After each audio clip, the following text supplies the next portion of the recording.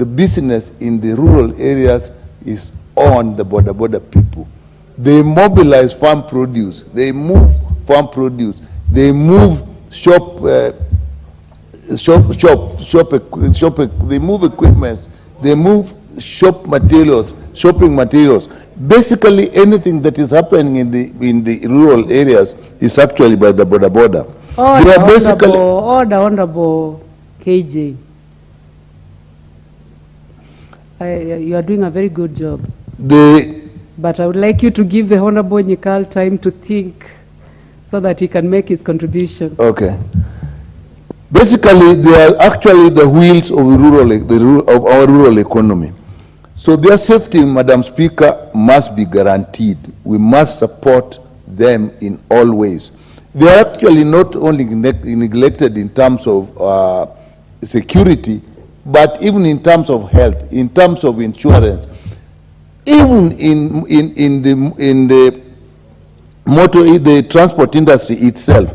Whereas the police may think that by going lenient on border people, they are actually supporting them. In fact, they are a great danger to their health. These people suffer great health problems through the industries. You go to the members said they actually are wards in every hospital for border people, and they have no insurance. Many of them do not have insurance. We have not organized them in cooperatives so that they can actually get cheaper loans. That is what we really need to do for them. Now, in terms of organized industry, we cannot tolerate in terms of organized crime, we cannot tolerate organized crime in any sector, least of all in the border sector. Insecurity in the border industry in our rural setting is insecurity in the whole area. What if they decide to take the law into their own arms and organize themselves, which they can do? Sometimes they are even accused of that. So we must make sure that the border industry is actually protected. The fact that so many of them have been killed, and not only in Busia, but in other places, and that no investigation is done, nobody is taken to court, or if they are taken to court, nothing happens. Basically, in my mind, what that means that there is failure to investigate properly. And sometimes I suspect that there may actually be collusion.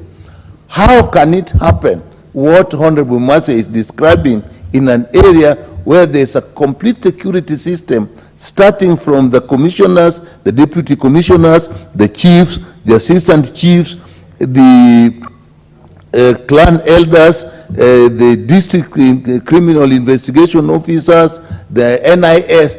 In that setting, how is it possible that this thing will happen and nobody can really put a finger on it? It just reminds you of the issue like Shakahola.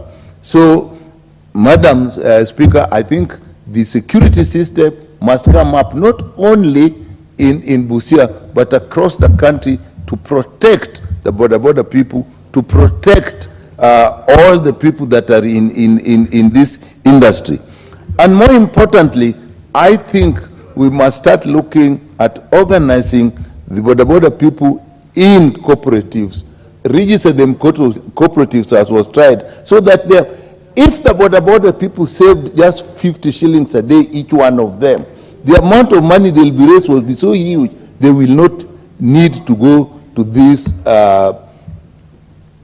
expensive loans. The Shylocks would not get to them. Therefore, Madam Speaker, let's support them, and I support this.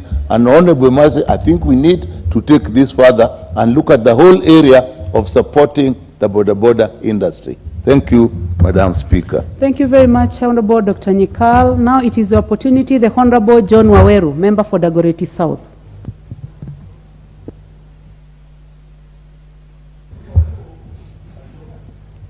Honorable the person Speaker, that I've identified is called the Honorable John Waweru, KJ, member for Dagoretti South, and my college mate. Thank you very much. And Madam Speaker, I've got to confirm that you are indeed one of the